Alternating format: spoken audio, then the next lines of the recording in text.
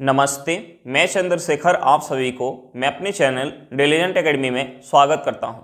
हम लोग बिहार एसएससी के लिए एक मैथ का सीरीज स्टार्ट किए थे, जिसमें हम लोग प्रत्येक दिन बिहार एसएससी में आए वो मैथ का प्रीवियस क्वेश्चन और उस पर आधारित मैथ का क्वेश्चन कर रहे हैं। चलिए आज उस सीरीज में हम लोग आगे की तरफ चलते हैं।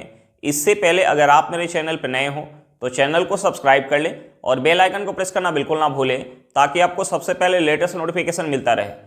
चलिए अब हम लोग क्वेश्चन की तरफ चलते हैं। देखिए हमारा क्वेश्चन क्या दिया हुआ है। हमारा क्वेश्चन यदि a square minus 4a minus 1 equal to 0 है तो a square plus 1 by a square plus 3a minus 3 by a का मान ज्ञात कीजिए। हमें क्या निकालना है? A square plus 1 by a square plus 3a minus 3 by a का मान निकालना है। अब देखिए हमें क्वेश्चन में इक्वेशन क्या दिया हुआ है। हमें क्वेश्चन में इक्वेशन दिया हुआ है a square minus 4a minus 1 equal to 0 दिया है। तो हम सबसे पहले इस इक्वेशन में 1 बाई ए से गुणा करेंगे। हम सबसे पहले इस इक्वेशन में 1 बाई ए से गुणा करेंगे। इक्वेशन क्या है? A square minus 4a minus 1 equal to 0 दिया हुआ है। अब देखिए हम इसमें गुणा करेंगे 1 बाई ए से, तो यहां से हमारा क्या हो जाएगा? यहां से हमारा हो जाएगा a माइनस 4 माइनस 1 बाई ए, 0 में गुणा करेंगे तो ये हमारा क्या हो जाएगा? 0 हो जाएगा। अब देखिए इस माइनस 4 को अगर हम इस साइड लेके आ जाए तो हमारा माइनस में तो प्लस में हो जाएगा, यानी हम यहां से लिख सकते हैं a minus 1 by a equal to 4। अब देखिए हमसे पूछ क्या रहा है? हमसे पूछ रहा है a square plus 1 by a square plus 3a minus 3 by a पूछ रहा है, यानी हमसे पूछ रहा है a square plus 1 by a square 3a minus 3 by a पूछ रहा है। अब देखिए अगर इस इक्वेशन में अगर हम 3 से गुणा कर ले, इस इक्वेशन में अगर हम 3 से गुणा कर ले तो यहां से हमारा क्या हो जाएगा? इस इक्वेशन में अगर हम 3 से गुणा कर ले तो इक्वेशन हमारा यहां से क्या निकल गया है? a minus 1 by a equal to 4 निकल के आया है। हम इस इक्वेशन में अगर 3 से गुणा करेंगे तो ये हमारा क्या हो जाएगा? ये हमारा हो जाएगा 3a minus 3 by a equal to 12 हो जाएगा। अब देखिए और हमसे क्या पूछ रहे हैं? A square plus 1 by a square. तो देखिए अगर हम इसका होल स्क्वायर कर ले, हम इसका अगर होल स्क्वायर कर ले a minus 1 by a equal to 4, इसका अगर हम होल स्क्वायर कर लें तो यहां से हमारा क्या हो जाएगा? यहां से हमारा हो जाएगा a square plus 1 by a square equal to 4 का स्क्वायर करेंगे तो ये हमारा कितना हो जाएगा? 16 प्लस 2। अब देखिए 16 में अगर हम 2 ऐड करेंगे तो ये हमारा क्या हो जाएगा? 18 हो जाएगा। अब देखिए यहां से हमारा a square plus 1 by a square equal to क्या निकल के आ गया? 18 निकल के आ गया। 3a minus 3 by a equal to क्या निकल के आ गया? 12 निकल के आ गया। तो हमारा आंसर क्या हो जाएगा? हमारा आंसर हो जाएगा 18 प्लस 12 ऐड करेंगे तो ये हमारा कितना हो जाएगा? 30 हो जाएगा। हमारा आंसर क्या निकल के आ गया? 30 निकल के आ गया। चलिए क्वेश्चन समझ में आ गया होगा। नेक्स्ट क्वेश्चन पे चलते हैं। देखिए हमारा क्वेश्चन क्या दिया हुआ है। हमारा क्वेश्चन है त्रिभुज एबीसी में कोण एबीसी इक्वल टू 90 डिग्री और बीडी एसी पर लंब है। यदि एडी इक्वल टू 4 सेंटीमीटर और सीडी इक्वल टू 5 सेंटीमीटर है तो बीडी कितना होगा? हमसे पूछ क्या रहा है? बीडी की लंबाई पूछ रहा है। अब देखिए हमें क्वेश्चन में एक त्रिभुज दिया है। हमें क्वेश्चन में एक त्रिभुज दिया हुआ है, त्रिभुज एबीसी। हमें क्वेश्चन में एक त्रिभुज दिया हुआ है, त्रिभुज ए बी सी। अब देखिए हमें क्वेश्चन में और क्या दिया? हमें क्वेश्चन में देखिए कोण एबीसी इक्वल टू 90 डिग्री, यानी ये कोण कितना है? 90 डिग्री है। और हमें क्वेश्चन में क्या दिया? हमें क्वेश्चन में दिया है कि बीडी जो है एसी पर लंब है। बीडी एक रेखा एसी पर लंब है, बीडी रेखा एसी पर लंब है, यानी लंब है तो यहां वाला कोण कितना होगा? 90 डिग्री होगा। अब देखिए हमें क्वेश्चन में और क्या दिया? हमें क्वेश्चन में दिया है AD equal to 4 centimetre, AD equal to 4 centimetre, और हमें क्या दिया? CD equal to 5 centimetre, CD equal to 5 centimetre. और हमसे पूछ क्या रहे हैं? हमसे पूछ रहे हैं बीडी की लंबाई। हमसे पूछ क्या रहे हैं? बीडी की लंबाई पूछ रहे हैं। तो देखिए हम यहां सबसे पहले त्रिभुज ए बी डी से देखेंगे। हम यहां सबसे पहले त्रिभुज ए बी डी से देखेंगे। अब देखिए त्रिभुज एबीडी में ये हमारा कोण कितना है? 90 डिग्री है, यानी ये हमारा क्या होगा? आधार होगा, ये हमारा क्या होगा? लंब होगा, और ये हमारा क्या होगा? कर्ण होगा। तो हम यहां से लिख सकते हैं बीडी स्क्वायर यानी लंब स्क्वायर इक्वल टू कर्ण स्क्वायर। कर्ण हमारा क्या है? एबी स्क्वायर माइनस आधार स्क्वायर, आधार हमारा क्या है? एडी। अब देखिए हमें क्वेश्चन में एडी इक्वल टू कितना दिया? 4 सेंटीमीटर। तो हम यहाँ एडी का वैल्यू पुट करेंगे तो 4 का स्क्वायर करेंगे कितना हो जाएगा? 16 हो जाएगा। यानी हम यहां से लिख सकते हैं BD square equal to A B square -16। अब देखिए हम इसे मान लेते हैं समीकरण 1। अब देखिए हम दूसरा त्रिभुज BCD में देखेंगे। दूसरा त्रिभुज BCD में देखेंगे। अब देखिए BCD में ये हमारा कोण क्या है, 90 डिग्री, यानी ये हमारा क्या होगा, आधार होगा, ये हमारा क्या होगा, लंब होगा, और ये हमारा क्या होगा, कर्ण होगा। यानी हम यहां से लिख सकते हैं BD स्क्वायर यानी लंब स्क्वायर इक्वल टू कर्ण स्क्वायर। कर्ण हमारा क्या है, BC square minus CD square यानी आधार स्क्वायर CD स्क्वायर। अब देखिए मैं क्वेश्चन में CD इक्वल टू क्या दिया, 5 सेंटीमीटर, तो हम यहाँ 5 पुट करेंगे तो 5 का स्क्वायर करेंगे क्या हो जाएगा, 25। यानी हम यहां से लिख सकते हैं BD square equal to BC square minus 25। हम इसे मान लेते हैं समीकरण 2। अब देखिए हम यहां क्या करेंगे, दोनों समीकरण को आपस में ऐड करेंगे। यानी हम यहां समीकरण 1 और समीकरण 2 को ऐड करेंगे। तो देखिए हम इसे ऐड करेंगे तो ये हमारा क्या हो जाएगा, ये हमारा हो जाएगा 2BD स्क्वायर इक्वल टू क्या हो जाएगा, 2BD square equal to AB square plus BC square minus 16 minus 25। अब देखिए AB square plus BC square equal to हम क्या लिख सकते हैं, AB square plus BC square equal to क्या लिख सकते हैं। अब देखिए ये जो हमारा त्रिभुज है ABC, ये हमारा एक त्रिभुज कैसा है, समकोण त्रिभुज, क्योंकि हमें क्वेश्चन में कोण B इक्वल टू कितना दे, 90 डिग्री। यानी यहां से लंब स्क्वायर प्लस आधार स्क्वायर इक्वल टू हम क्या लिख सकते हैं, कर्ण स्क्वायर। यानी हमारा लंब कितना है, AB है, आधार कितना है, BC है, और हमारा कर्ण कितना है, AC है। यानी AB square plus BC square equal to क्या लिख सकते हैं, AC स्क्वायर। यानी हम यहाँ AB square plus BC square equal to लिख सकते हैं AC स्क्वायर। यानी यहां से हमारा कितना हो जाएगा, ये हमारा हो जाएगा 2BD square equal to AC square. हम इसे ऐड करेंगे तो ये हमारा हो जाएगा -41। अब देखिए AC इक्वल टू हमारा कितना है, CD equal to 5 centimetre, AD equal to 4 centimetre, यानी AC कितना होगा, 9 सेंटीमीटर। हम यहाँ 9 पुट करेंगे, 9 का स्क्वायर करेंगे तो हमारा क्या हो जाएगा, 81 हो जाएगा। यहां से हम लिख सकते हैं 2BD square equal to 81 minus 41। अब देखिए हम यहाँ अगर 81 में से 41 माइनस करेंगे तो ये हमारा क्या हो जाएगा, 40 हो जाएगा। यानी यहां से हमारा हो जाएगा 2BD स्क्वायर इक्वल टू 40। अब देखिए 2 से अगर हम 40 को काटेंगे तो ये कितने बार में जाएगा, 20 बार में। यानी यहां से हमारा क्या हो गया, यहां से हमारा हो गया BD स्क्वायर इक्वल टू 20।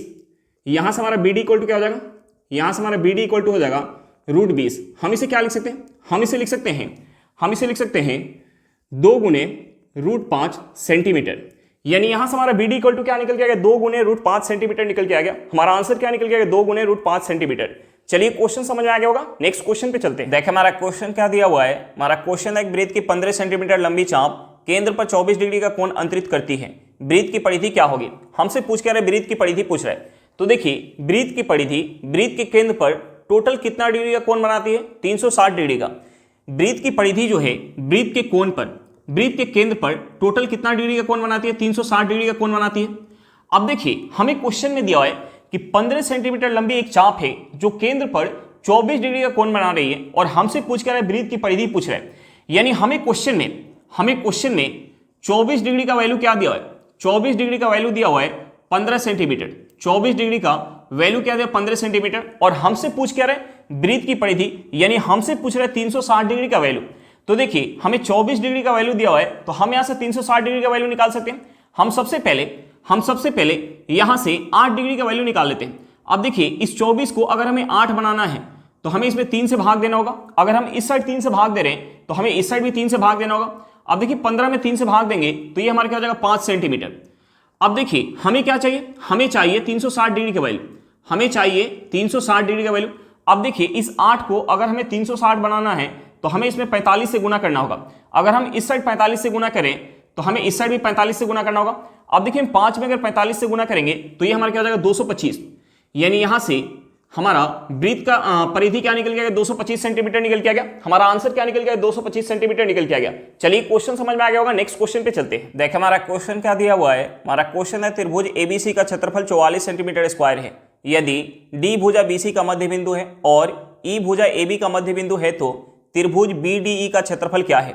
हमसे पूछ क्या रहे हैं, त्रिभुज BDE का क्षेत्रफल पूछ रहे हैं। अब देखिए हमें क्वेश्चन में क्या दिया हुआ है, हमें क्वेश्चन में एक त्रिभुज दिया हुआ है ABC, हमें क्वेश्चन में एक त्रिभुज दिया हुआ है ABC, हमें त्रिभुज दिया हुआ है ABC, और हमें क्वेश्चन में क्या दिया, हमें क्वेश्चन में दिया है कि D जो है भुजा BC का मध्य बिंदु है, D जो है भुजा BC का मध्य बिंदु है, और हमें क्वेश्चन में क्या दिया, हमें क्वेश्चन में दिया है कि E जो है भुजा AB का मध्य बिंदु है, E जो है भुजा AB का मध्य बिंदु है।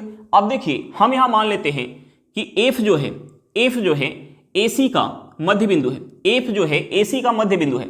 अब देखिए तीनों मध्य बिंदु को अगर हम आपस में मिलाएंगे, तीनों मध्य बिंदु को आपस में हम मिलाएंगे तो देखिए ये बड़ा वाला त्रिभुज जो है 4 त्रिभुजों में बढ़ जा रहा है।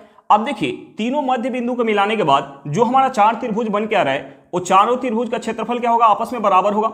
यानी इस त्रिभुज का क्षेत्रफल अगर 1 यूनिट होगा तो इसका भी कितना होगा 1 यूनिट, इसका भी कितना होगा 1 यूनिट, और इसका भी कितना होगा 1 यूनिट। अब देखिए यहां से बड़े त्रिभुज का क्षेत्रफल क्या हो जाएगा, बड़े त्रिभुज का क्षेत्रफल हो जाएगा 4 यूनिट, बड़े त्रिभुज का क्षेत्रफल क्या हो जाएगा 4 यूनिट हो जाएगा।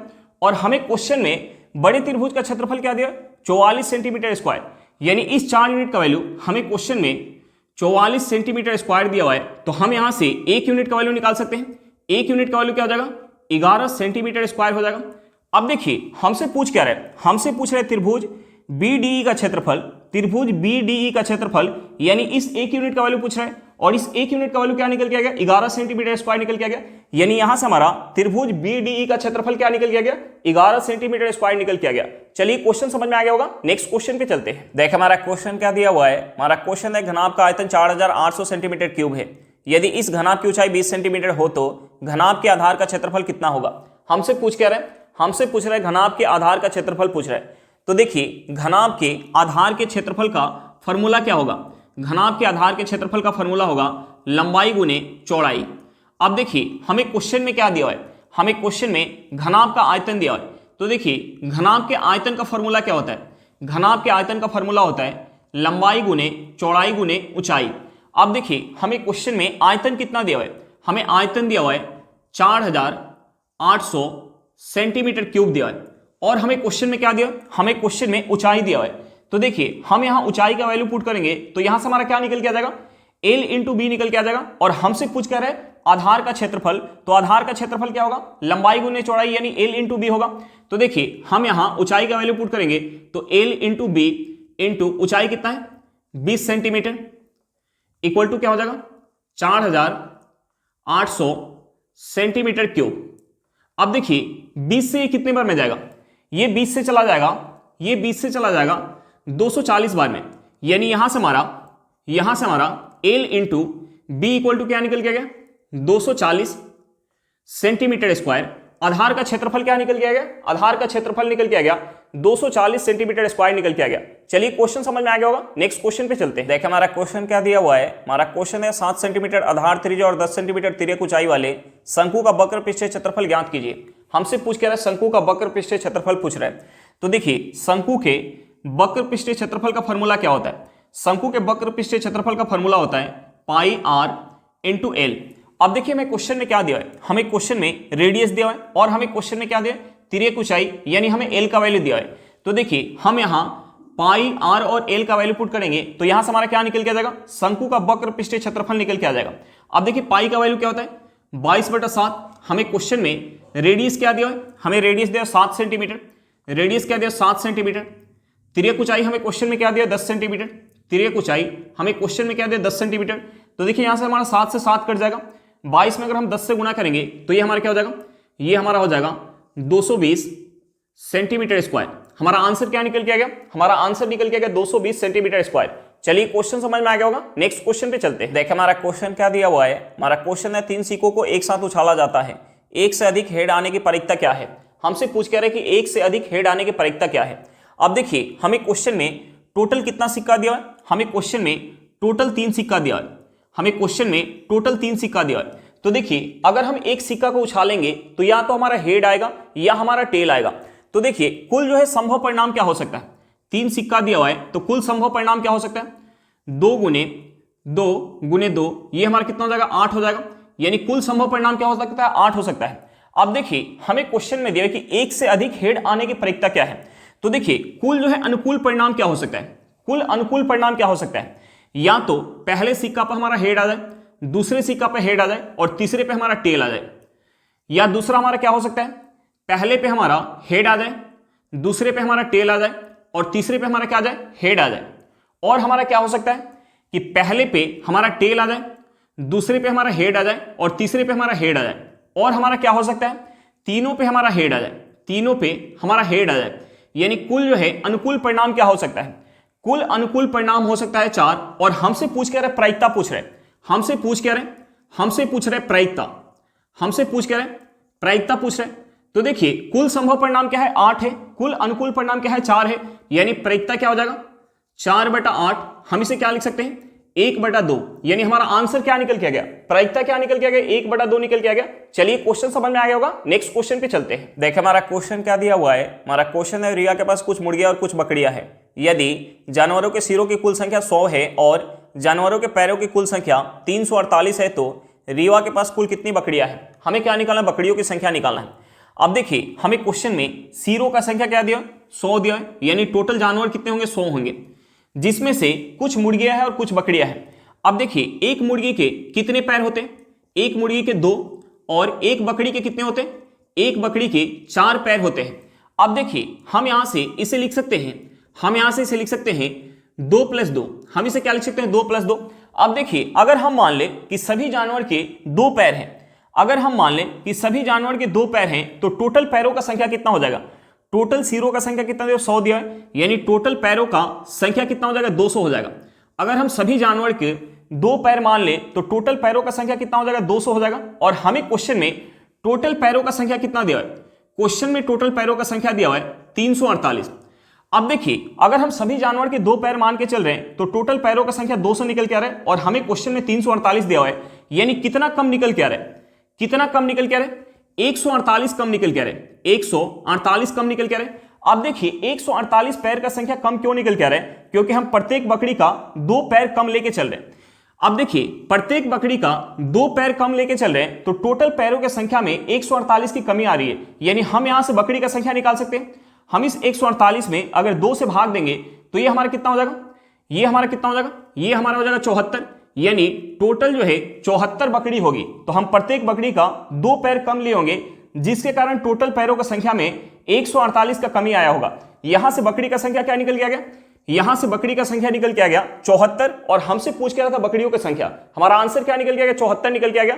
चलिए क्वेश्चन समझ में आ गया होगा, नेक्स्ट क्वेश्चन पे चलते हैं। देखिए हमारा क्वेश्चन क्या दिया हुआ है, हमारा क्वेश्चन है m 3 अंकों की सबसे बड़ी संख्या है जिसे जब 6 तथा 5 से विभाजित किया जाता है तो शेषफल 5 तथा 3 आता है।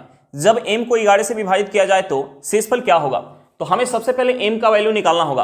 अब देखिए हमें क्वेश्चन में दिया है कि जब हम उस संख्या को 6 तथा 5 से विभाजित करें तो शेषफल हमारा 5 तथा 3 आ रहा है। यानी हमें क्वेश्चन में भाजक क्या दिया है, हमें क्वेश्चन में भाजक क्या दिया, हमें क्वेश्चन में भाजक दिया हुआ है 6 तथा 5। हमें क्वेश्चन में भाजक क्या दिया, 6 तथा 5 दिया है। और हमें क्वेश्चन में क्या दिया, शेषफल दिया है। हमें क्वेश्चन में शेषफल कितना दिया है, हमें क्वेश्चन में शेषफल कितना दिया, हमें क्वेश्चन में शेषफल दिया हुआ है 5 तथा 3। शेषफल कितना दिया, 5 तथा 3। अब देखिए हम सबसे पहले यहां क्या करेंगे, भाजक और शेषफल का हम अंतर चेक करेंगे। अब देखिए यहां हम अंतर चेक करेंगे तो यहां हमारा क्या है, 1 है और यहां अंतर क्या है, 2 है। अब देखिए दोनों जगह से जो हमारा अंतर निकल के आ रहा है वो बराबर निकल के नहीं आ रहा है। तो अब हम यहां क्या करेंगे, अब हम यहां भागफल मान लेंगे। हम यहां क्या करेंगे, हम यहां भागफल मान लेंगे। अब देखिए हमने मान लिया कि उस संख्या को जब हम 6 से विभाजित करें तो हमारा भागफल x आ रहा है और उस संख्या को जब हम 5 से विभाजित करें तो हमारा भागफल y आ रहा है। अब देखिए हमें जो है भाजक, शेषफल और भागफल पता चल गया तो हम यहां से संख्या निकाल सकते हैं। हम यहां से संख्या निकालेंगे तो यहां से हमारी संख्या क्या हो जाएगी, यहां से संख्या निकालेंगे तो यहां से हमारी संख्या हो जाएगी 6x + 5 और यहां से संख्या निकालेंगे तो यहां से हमारी संख्या क्या हो जाएगी, 5y + 3। यानी ये दोनों बराबर होगा, 5y + 3 ये दोनों बराबर होगा। अब देखिए हम x की जगह क्या पुट करें और y की जगह क्या पुट करें ताकि ये दोनों हमारा बराबर हो जाए। तो देखिए हम यहां अगर पुट कर ले, हम यहां पुट कर ले x इक्वल टू, हम यहां पुट कर ले x इक्वल टू 3 और y इक्वल टू पुट कर ले 4। तो देखिए हम यहां 3 पुट करेंगे तो ये हमारे क्या हो जाएगा 18 प्लस 5 क्या हो जाएगा 23 हो जाएगा। हम यहाँ 4 पुट करेंगे तो ये हमारा हो जाएगा 20 प्लस 3 23 हो जाएगा, यानी ये दोनों बराबर हो जाएगा अगर हम x के जगह 3 और y के जगह 4 पुट करेंगे। अब देखिए यहां से हमारी संख्या क्या हो जाएगी, अगर हम यहाँ x के जगह 3 पुट करें तो हमारा क्या निकल के आ रहा है 23 निकल के आ रहा है, और हम यहाँ 4 पुट करें तो यहां से भी क्या निकल के आ रहा है 23 निकल के आ रहा है, यानी सबसे छोटी संख्या